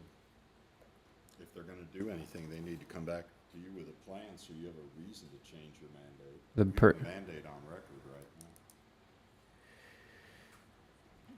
now. Okay. We could request them to, I guess, when it sells, then we can request them to come before city council with their plan, or this is what we're gonna do. Orders right now are to demolish that property. Yeah, I guess that's part of my question is, so we voted over a year ago to demolish it, but I don't understand. I know there's other forces that have been in play here with I guess the mortgage lender. I don't understand why it hasn't been torn down, where we've voted on another property and it was torn down previously, around this same time, I guess a year or a year and a half ago. I don't want the city of LaGrange to be in the business of tearing people's properties down, but just because, you know, we've had 2 in this packet, but you know, we had, I guess, reasonable cause to make that determination back then on Cedar Spring. I'm just a little confused on why it didn't happen, and then what would happen if it does sell. See, and that process all started before I got here, Right. so I know that at one point, the U.S. Attorney's Office got involved, and it's a USDA mortgage, and so they There had were lots asked of for liens time. on it. Lots of liens. They had I asked for remember. time, and then it had to go through the court system for the foreclosure procedure, and they did fast track it through. They did get a default judgment on that. Then they had to give the family a certain amount of time to get in there and get personal belongings out. That date came and went, nobody came in. So unfortunately, it's just been that kind of a process where everything just takes time.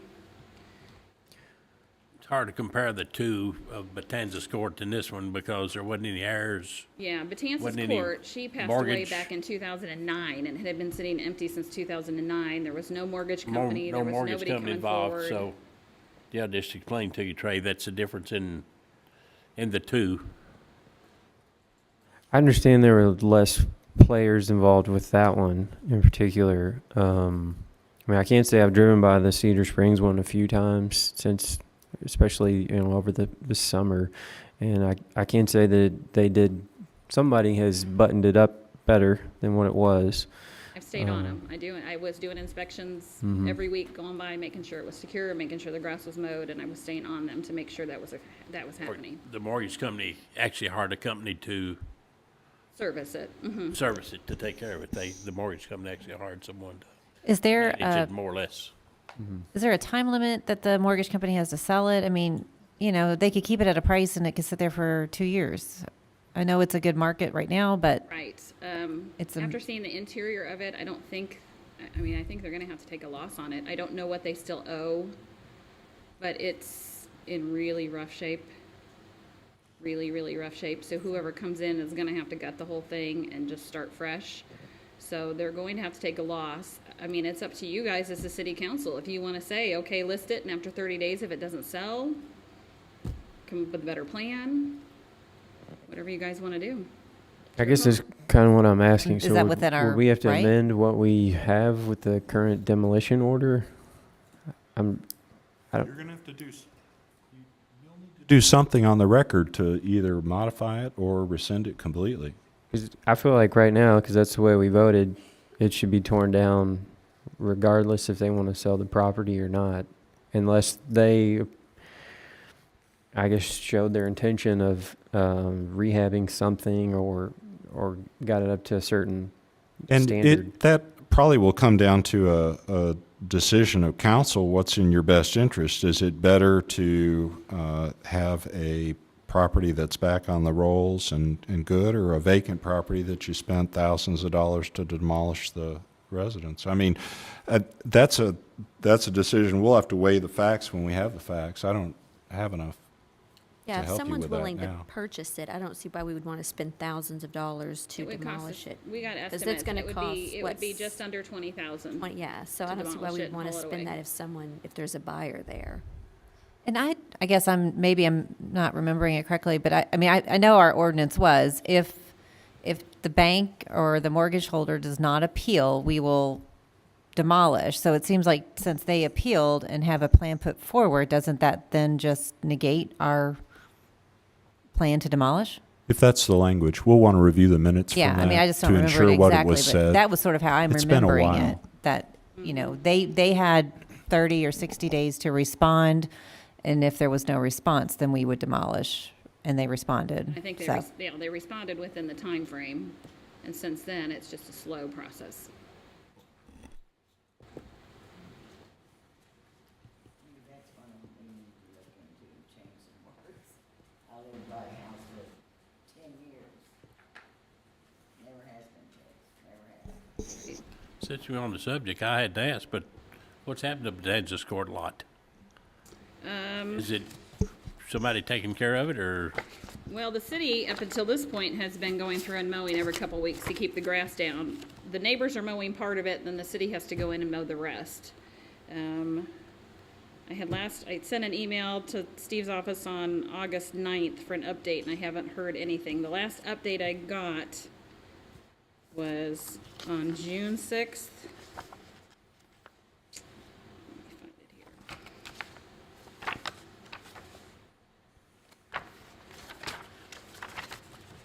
So is that property now city property?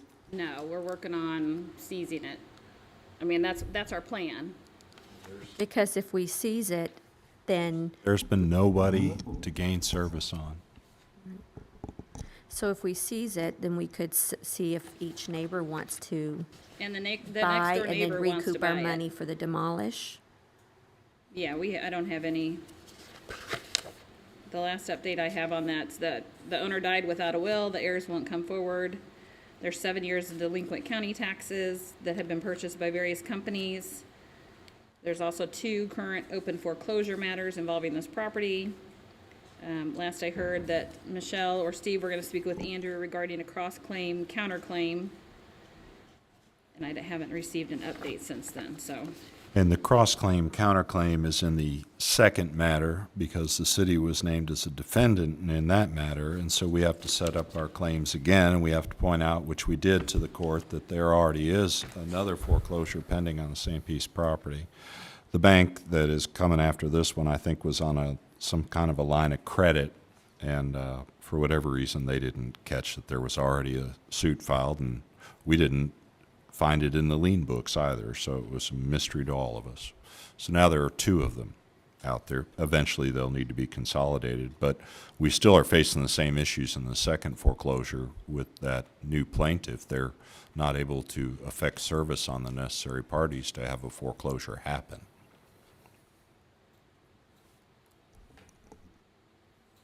And then the other property we have is that 309 West Main. We did clean that up before Oldham County Days so that it would look nice.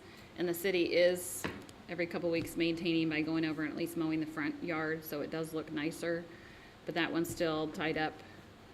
I guess we were last waiting on Michelle to get proof of service. That was, again, on August 9th, and I haven't heard anything more since then. So I don't know where that stands. Can you help me out? What does proof of service mean? When they mail something, certified mail, she has to make sure that it was delivered, proof that it was delivered. You get a green card back from the post office if they deliver it. Yes. And Okay. then if they don't deliver it, you get it back and says they Proof. couldn't deliver it. And then sometimes you don't get anything. It was a lien or something that somebody had bought from somebody else, and so we had to re-serve those people, but that was the final one that had to be served. So I'm not sure where that stands after that.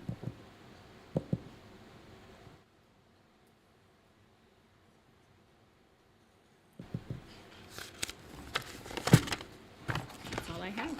Thank you, Stephanie.